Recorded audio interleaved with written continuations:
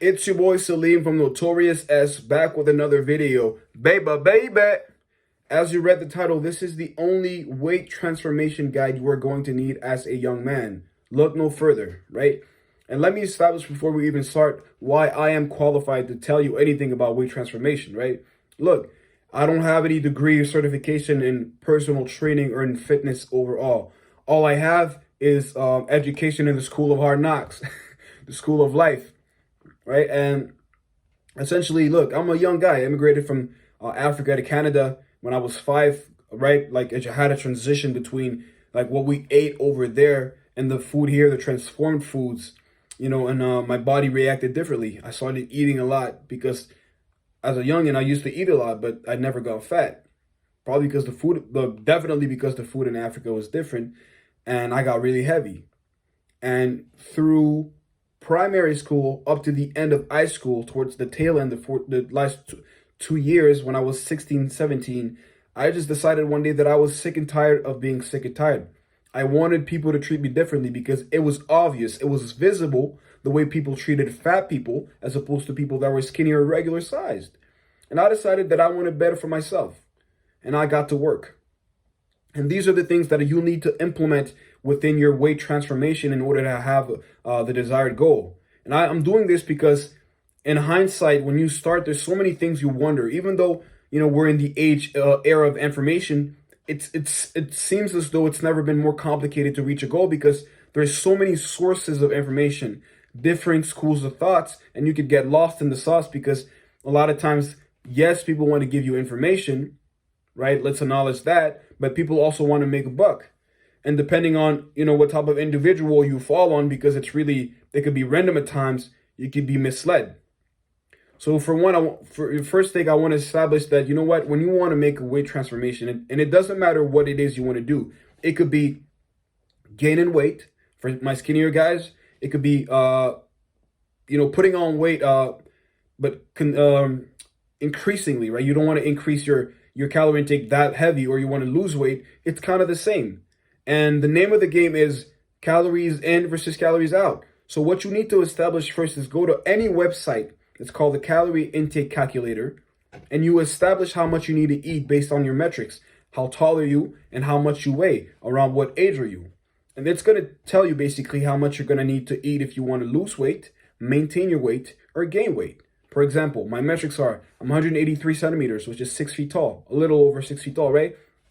And I'm 190 pounds, right? So I believe a little under 90 kilos as well. And so if I want to lose weight, I need to eat around 2,200 pounds. 2,200 calories, 2,200.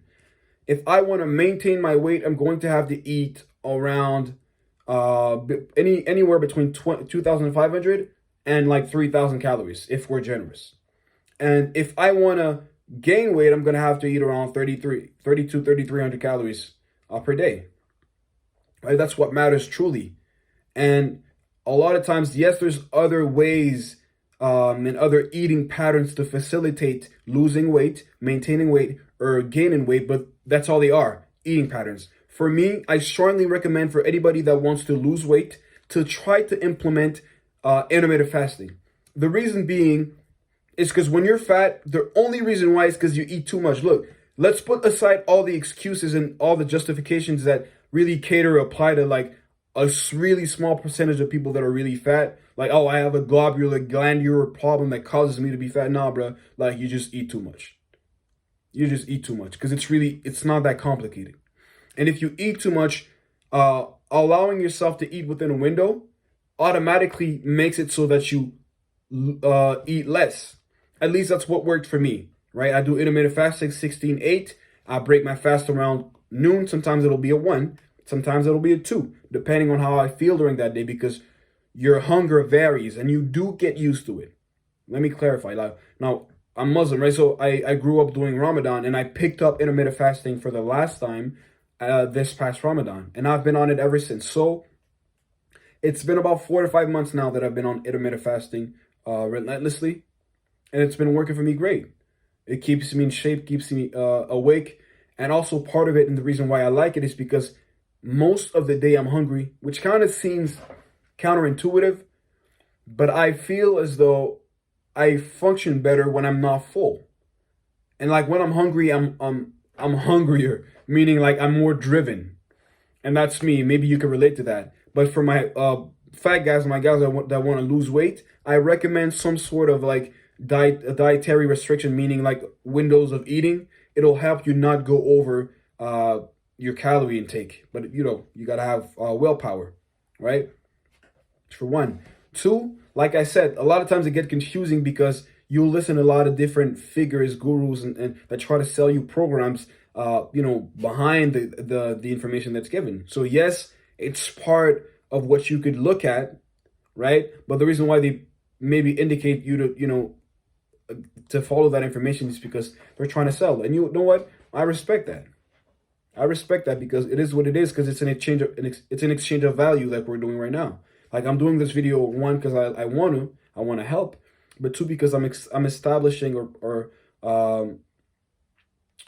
a precedent of providing value to you, so that one day if I do decide to transition and monetize the videos that I'm making, then you'll be looking at what I've done in the past and kind of assess, and you're not going to go through this whole calculation, obviously, in your mind, but like, this guy's done that for me, therefore I'm willing to support. It's all business, you dig? So that's for one. Two, like, understand one thing, and I want to establish that right now. Like, people try to justify this, but the reason why you don't succeed is because your expectations from the get-go are wrong. A lot of us, we overestimate what we can achieve in a year in terms of changing our physique, but we strongly and heavily underestimate what we could do in 2, 3, 4, 5 years of consistent fitness. A lot of good things, not all, but a lot of good things are going to take time. Because understand, when you decide to change your physique, you're also going against your old habits, which die hard. They do die hard. So don't think you're going to change everything about you overnight. So I was talking to a kid, and I do see that sometimes. Like, I go to the gym, and younger guys start working out, and it's flattering, but like, I'll give them an advice sometimes. I don't try to keep it to myself, but if I see they're doing something wrong, I'll give them advice, just because I would have liked to have the same thing happen when I was starting out. And they'll ask me once we're done talking, is like, oh, how long have you been working out?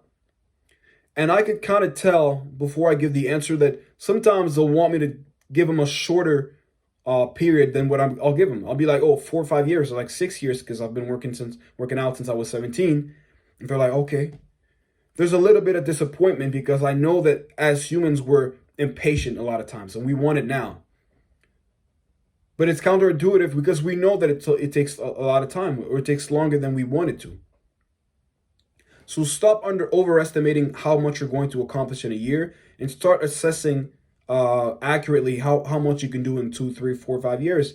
That's probably how long it's going to take for you to have like a subpar, no, not 5 years, but like 2 years, 3 years, a subpar physique worth a damn. And your genetics also play a role. So all that needs to be taken into consideration. So you give yourself a chance. Like, I was at the gym, and because I subscribe to a new gym, and they have a promotion every year, because it's like their 45th, 47th, 48th anniversary, and they give almost 50% discount on the gym subscription. And some guys that go to my gym, I could hear complain about the fact that so many people are at the gym now, it's getting hard to work out. And I'm like, in my mind, I'm like, you guys probably regulars, like, you've noticed that they do the same thing every year, but somehow the number of people coming to work out doesn't change. Why? Because most people are not going to use their memberships. They act emotionally, so they've been wanting to get back to the gym, and they were waiting for an opportunity. Now, oh, it's less expensive, I'm going to go. But when the motivation fades away, what you have left is how bad you have to have your change, how bad you have to have that physique transformation. Most people are not going to do it. Just like on January 1st, so the first 2-3 weeks of January, it's packed. But after that, it gets back to the old starting line of how many people go regularly. It's always going to be the same. Bro, if all the gyms worked at full capacity, nobody would have the time to finish their workouts. But gyms bet on the fact that they know that most people don't have the motivation, discipline, or just the burning desire to really want to have a physique transformation. That's why they allow themselves to have reoccurring payments of like 25, 30, $45 a month off of like 1,000 people, even if the gym truly like holds 300 people per week. And if you stick to it, no matter how many times a week you establish you're going to work out, it could be 2, 3, 4 times a week, you have to tell yourself that I don't care what happens, I'm going to make it. If my shift finishes 2 hours later, I'm going to make it. Because the moment you decide that you're not going to go, make an excuse for it, is when you're going to start chipping away at your self-perception. You won't believe in your own self because you knew that you'll break a promise to yourself anytime. And if you stick to it, you're going to wind up being one of the guys, one of the regulars at the gym. One of the guys, like kids will ask, yo, how long have you been working out for? Because they like your physique. They see that you do nice things in the gym. You can do a lot of pull-ups. You lift heavy weights. You're inspirational. You give advice and it truly comes from the heart. But it all starts with consistency. So if I could do a recap, keep it simple when it comes to physique transformation. Calories in, calories out. If you want to lose weight, implement dietary restrictions such as 1 meal a day or preferably intermittent fasting if it helps you. If it doesn't, you can stick to the typical 3 meals a day and not side meals. I forgot the word. God damn it. Sometimes I get it mixed up with French, right? But basically a little apple here and like almonds there, depending. And you want to focus on consistency more than anything else.